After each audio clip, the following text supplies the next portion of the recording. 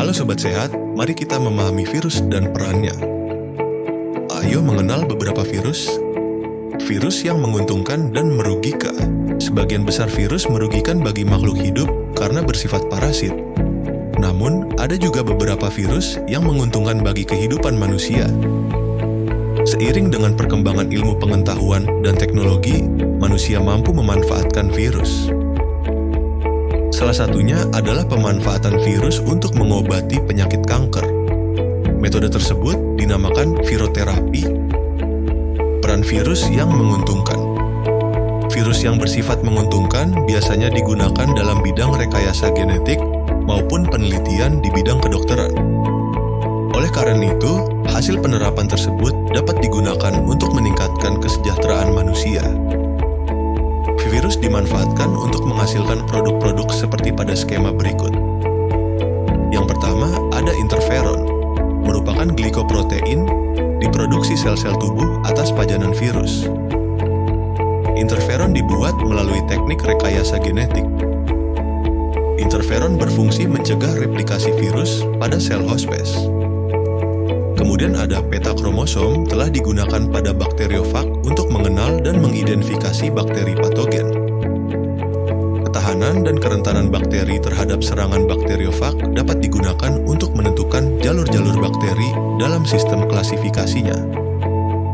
Petakromosom dapat dibuat melalui teknik rekayasa genetika.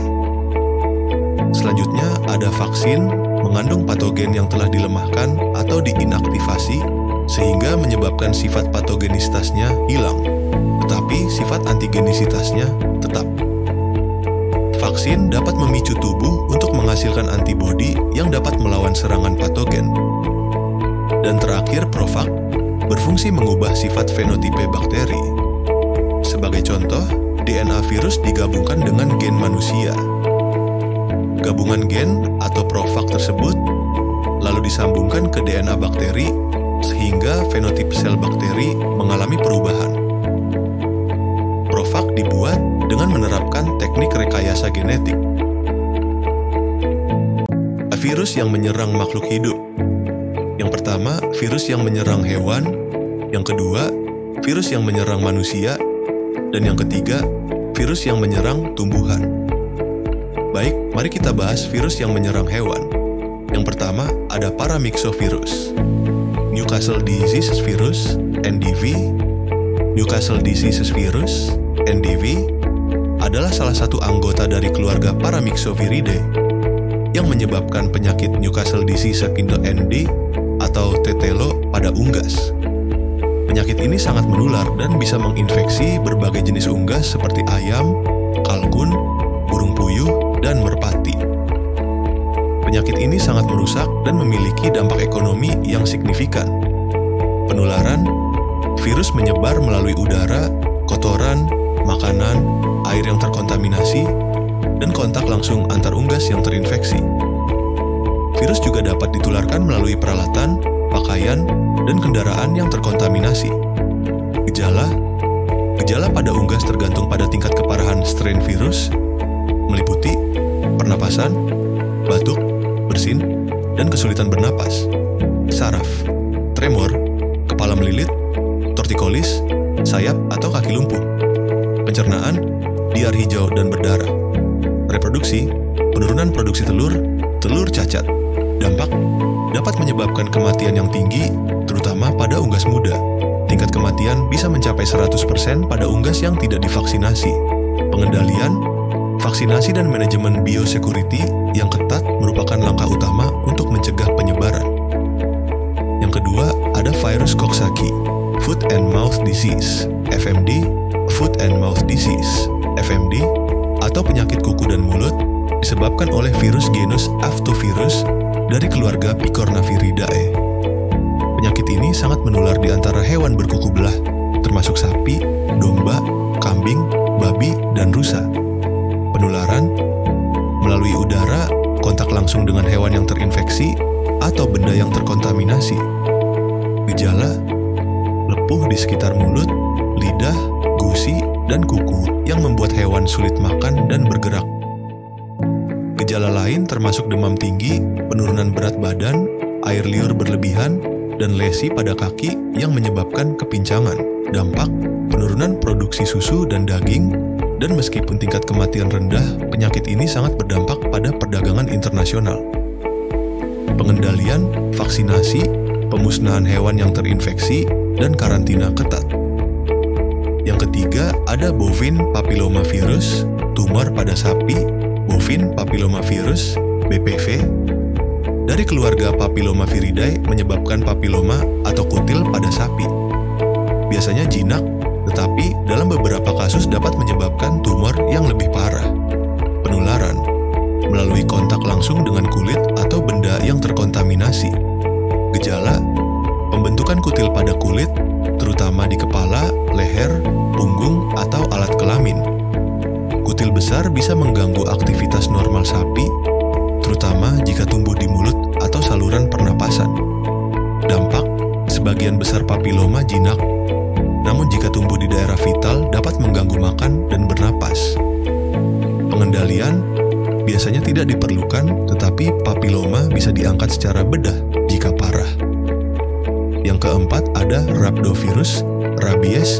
Rabies disebabkan oleh virus genus Lyssavirus dari keluarga Rhabdoviridae. Penyakit ini menyerang sistem saraf pusat dan bisa ditularkan dari hewan ke manusia. Penularan melalui gigitan hewan yang terinfeksi, terutama anjing, kucing, kera, dan kelelawar. Gejala awal meliputi demam dan sakit kepala. Gejala lanjut termasuk kecemasan, halusinasi, agresi, hidrofobia, dan kejang. Pada hewan terlihat perubahan perilaku drastis. Dampak, rabies hampir selalu berakibat fatal jika gejala klinis sudah muncul. Pengendalian, vaksinasi hewan peliharaan, dan kontrol populasi hewan liar. Yang kelima ada Rous sarcomavirus, tumor pada ayam, Rous sarcomavirus, RSV. Dari keluarga Retroviridae menyebabkan kanker jaringan lunak, sarkoma pada ayam. Penularan melalui kontak dengan jaringan tubuh atau ekskresi ayam yang terinfeksi. Gejala, pembentukan tumor di berbagai organ dan jaringan tubuh seperti otot dan kulit. Dampak, menurunkan kualitas dan kuantitas produksi ayam. Pengendalian, seleksi genetik dan manajemen biosecurity di peternakan.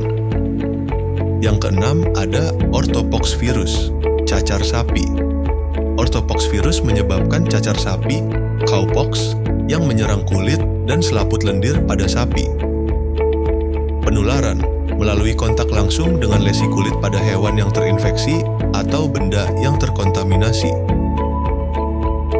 Gejala, lesi cacar muncul sebagai bintik merah, berkembang menjadi vesikel, pustula, dan akhirnya keropeng.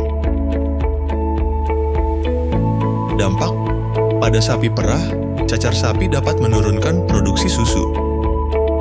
Pengendalian, sanitasi yang baik, dan pemisahan hewan yang terinfeksi dari kawanan sehat. Selanjutnya kita akan membahas virus yang menyerang manusia. Yang pertama, ada Varicella zoster virus.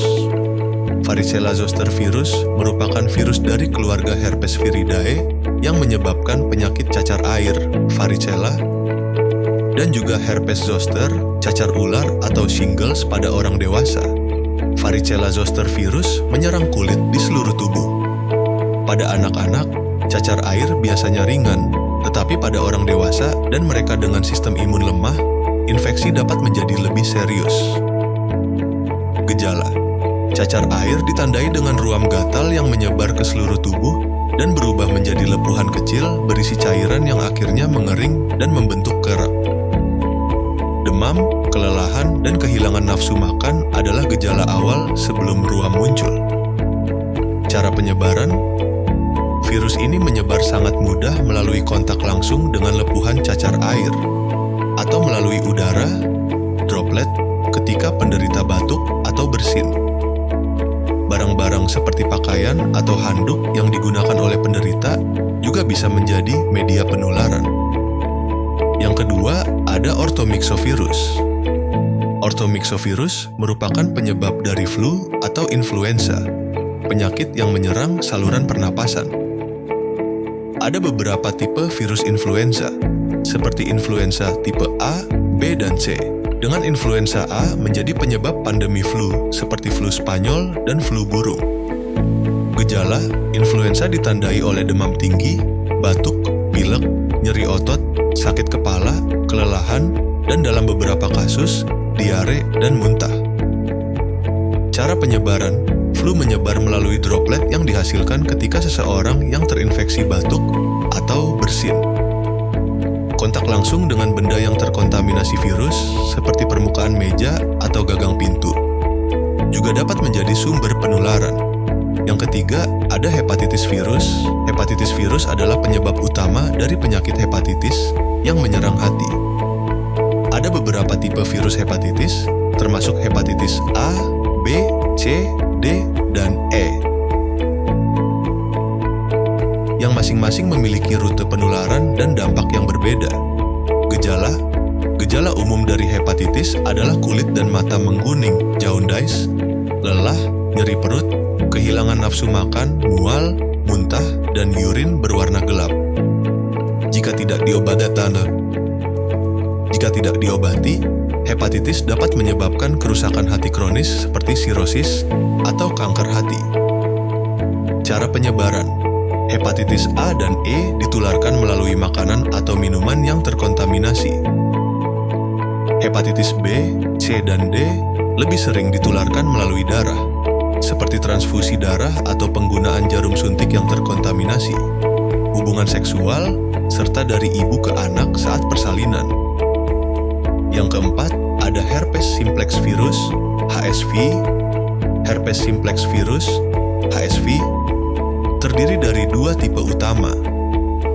HSV-1, yang biasanya menyebabkan luka pada mulut, herpes oral, dan HSV-2, yang menyebabkan herpes genital. Virus ini menyerang mulut, kulit, dan alat kelamin. Gejala, infeksi HSV ditandai dengan luka melepuh yang berisi cairan di sekitar mulut atau alat kelamin. Setelah melepuh pecah, luka bisa sangat menyakitkan dan membutuhkan waktu untuk sembuh. HSV juga dapat menjadi laten dan aktif kembali saat sistem kekebalan tubuh melemah. Cara penyebaran, virus ini ditularkan melalui kontak langsung dengan luka atau lepuhan pada kulit atau selaput lendir yang terinfeksi.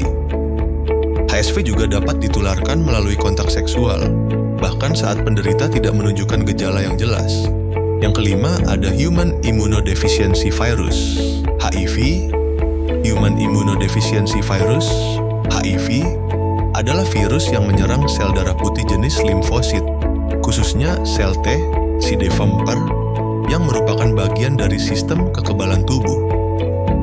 Infeksi HIV, jika tidak diobati, akan berkembang menjadi AIDS, Acquired Immunodeficiency Syndrome, tahap akhir dari infeksi HIV, di mana sistem kekebalan tubuh hampir sepenuhnya rusak.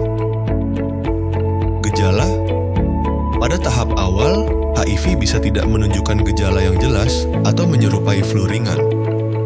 Seiring waktu, sistem kekebalan tubuh melemah dan penderita menjadi rentan terhadap berbagai infeksi oportunistik seperti pneumonia, tuberkulosis, dan beberapa jenis kanker.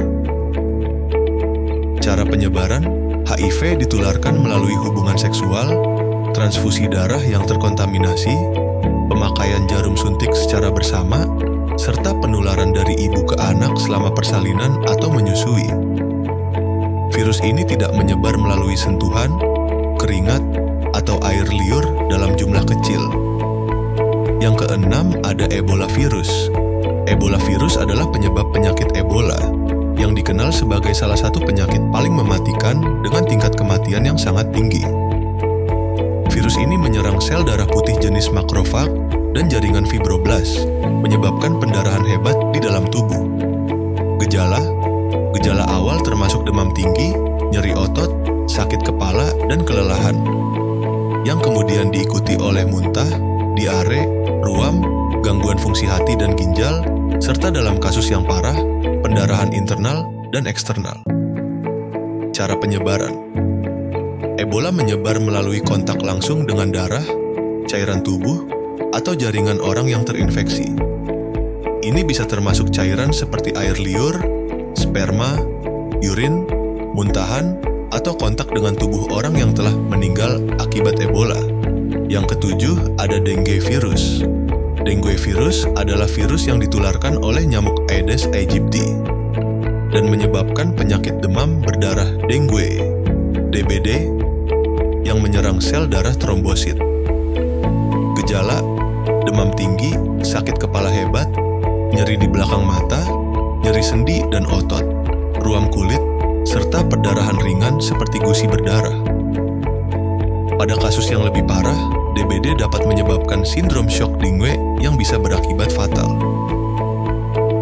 Cara penyebaran: virus ini ditularkan melalui gigitan nyamuk Aedes yang terinfeksi, terutama di daerah tropis dan subtropis.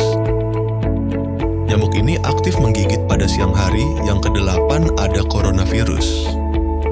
Coronavirus adalah kelompok virus yang menyerang saluran pernapasan, menyebabkan penyakit mulai dari flu biasa hingga pneumonia berat, seperti yang terjadi pada COVID-19, SARS-CoV-2. Gejala: gejala umum mencakup demam, batuk, sesak napas, dan pada kasus yang parah, pneumonia yang dapat berakibat fatal, terutama pada orang tua atau mereka dengan penyakit penyerta. Cara penyebaran: virus menyebar melalui droplet saat penderita batuk atau bersin, serta kontak dengan permukaan yang telah terkontaminasi. Virus juga dapat menyebar melalui kontak fisik dekat dengan orang yang terinfeksi. Yang kesembilan, ada poliovirus atau picornavirus. Poliovirus bagian dari keluarga Picornaviridae. Menyerang sel saraf otak, terutama pada anak-anak, menyebabkan penyakit polio. Virus ini dapat mengakibatkan kelumpuhan permanen. Gejala: gejala awal termasuk demam, sakit kepala, muntah, lemas, dan kekakuan pada leher. Pada kasus yang lebih parah, virus menyerang saraf tulang belakang, menyebabkan kelumpuhan pada otot kaki atau, dalam kasus ekstrem, otot pernapasan. Cara penyebaran: poliovirus menyebar melalui percikan air liur atau tinja dari penderita. Polio umumnya menular di daerah dengan sanitasi yang buruk. Dan terakhir, kita akan membahas virus yang menyerang tumbuhan. Yang pertama, ada papaya ring spot virus, PRSV. Tanaman yang diserang, tanaman pepaya. Keterangan: virus ini merupakan salah satu penyakit utama yang menyerang pepaya, menyebabkan pertumbuhan tanaman terhambat. Tanda-tanda infeksi meliputi buah yang terbentuk secara tidak normal dengan bercak-bercak berbentuk lingkaran yang khas di permukaan kulit buah. Selain itu, pada daun pepaya, terdapat perubahan bentuk menjadi abnormal dan muncul bintil-bintil kecil di permukaan daun, yang mengganggu proses fotosintesis dan kesehatan tanaman secara keseluruhan. Yang kedua, ada penyakit tungro pada padi disebabkan oleh infeksi Rice Tungro Spherical Virus, RTSV, dan Rice Tungro Bacilliform Virus, RTBV, yang ditularkan wereng hijau. Penyebarannya dipicu oleh populasi wereng, gulma, singgang, bibit terinfeksi, kelembaban tinggi, dan pola tanam tidak serempak. Gejala: daun muda menguning hingga jingga, melintir, dan tanaman kerdil. Jarak ruas batang pendek, jumlah anakan berkurang, dan kualitas gabah menurun. Serangan terjadi dari persemaian hingga 90 hari setelah tanam. Pengendalian: 1. Tanam serempak. Di lahan 25 hektar, 4 hektar untuk memutus siklus wereng. 2. Varietas unggul. Gunakan padi tahan tungro dan wereng. Di pupuk berimbang, sesuai anjuran untuk meningkatkan ketahanan tanaman. Pengelolaan lahan. Bersihkan gulma, singgang, dan musnahkan rumpun terinfeksi. 5. Insektisida. Gunakan dosis aman sebelum persemaian. 6. Pemantauan. Libatkan petugas hama, PHP, POPT. 7. Edukasi petani. Lewat sekolah lapang pengendalian hama terpadu, SLPHT. Tindakan terpadu ini efektif mencegah penyebaran tungro dan menjaga hasil panen. Yang ketiga, ada tobacco mosaic virus, TMV. Tanaman yang diserang, tanaman tembakau. Keterangan, virus TMV adalah salah satu virus tanaman pertama yang diidentifikasi dan menyebabkan penyakit pada tembakau. Gejala yang paling umum meliputi munculnya bercak-bercak kuning di daun, yang seringkali diikuti oleh perubahan warna menjadi hijau tua yang tidak merata. Bercak ini menyebabkan daun menggelembung dan permukaannya menjadi kasar. TMV menghambat pertumbuhan tanaman tembakau secara keseluruhan dan dapat mengurangi kualitas daun tembakau yang dipanen. Yang keempat, ada turnip yellow mosaic virus, TYMV. Turnip yellow mosaic virus, TYMV, umumnya menyerang tanaman dari keluarga Cruciferae, seperti kubis dan lobak, namun ada juga jenis virus lain dalam keluarga Potivirus yang dapat menyerang tanaman kapas. Salah satu virus yang memengaruhi tanaman kapas adalah Cotton Leaf Curl Virus, CLCUV, dan Cotton Yellow Leaf Curl Virus, CYLCV, yang menyebabkan gejala serupa dengan mosaik pada daun, termasuk deformasi daun dan penurunan hasil. Namun, jika merujuk kepada turnip yellow mosaic virus yang dapat menyerang kapas, biasanya gejalanya akan mirip dengan infeksi pada tanaman Cruciferae, yaitu daun menguning atau muncul pola mosaik pada daun. Deformasi dan kerutan daun menyebabkan pertumbuhan tanaman terganggu. Penurunan hasil pada tanaman kapas dengan kapas yang lebih sedikit dan kualitasnya menurun. Penyebaran dan pengendalian. Penyebaran virus ini biasanya ditularkan oleh serangga penghisap daun seperti aphid, serangga penghisap daun. Pengendalian penggunaan pestisida untuk mengurangi populasi aphid, serangga penghisap daun, serta memilih varietas kapas yang resisten terhadap virus, dan menerapkan rotasi tanaman untuk mengurangi infeksi. Namun, infeksi virus pada kapas yang lebih umum adalah Cotton Leaf Curl Virus, yang memiliki dampak yang lebih besar pada tanaman kapas. Yang kelima, ada Cucumber Mosaic Virus, CMV. Tanaman yang diserang, tanaman mentimun. Keterangan, CMV menyerang mentimun dan menyebabkan deformasi buah. Buah mentimun yang terinfeksi akan tampak cacat dengan bentuk yang tidak simetris dan seringkali terdapat bercak-bercak atau bintik-bintik pada kulitnya. Selain mempengaruhi penampilan buah, virus ini juga menghambat pertumbuhan tanaman secara keseluruhan, sehingga dapat menurunkan hasil panen secara signifikan. Yang keenam, ada Bean Mosaic Virus, BMV, tanaman yang diserang, tanaman buncis. Keterangan, Bean Mosaic Virus menyebabkan perubahan bentuk pada daun tanaman buncis. Daun menjadi tidak rata dengan tepi yang menggulung ke bawah, yang mengganggu proses pertumbuhan tanaman. Infeksi ini juga dapat menyebabkan bercak-bercak warna yang tidak normal pada daun, mengurangi efektivitas fotosintesis, dan menghambat produksi kacang buncis. Baik demikian penjelasan tentang peranan virus bagi kehidupan. Terima kasih.